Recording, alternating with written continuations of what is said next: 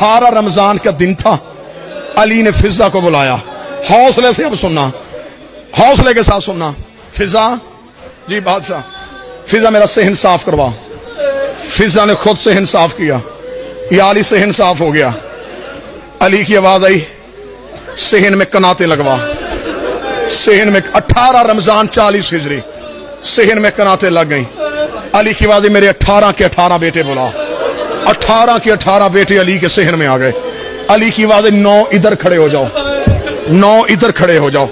ایک جیسے قد علی کے بیٹوں کے, ایک جیسے چہرے علی کے بیٹوں کے.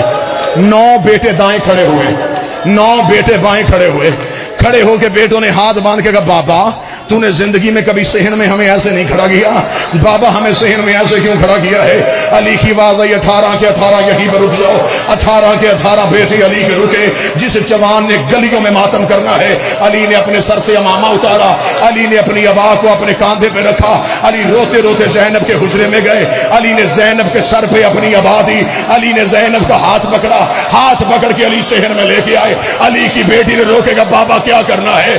علی روکے گا, زینب مجھے ایک بار بھائیوں میں چل کے دکھا, مجھے ایک بار بھائیوں میں چل کے دکھا. وہ بندہ آیا ہی نہیں ہے جن سے ماتم نہیں ہوا. زینب رو کے دی, نہ بابا, نہ بابا, بابا میں مر جاؤں گی, بابا مجھے شرم آتی ہے.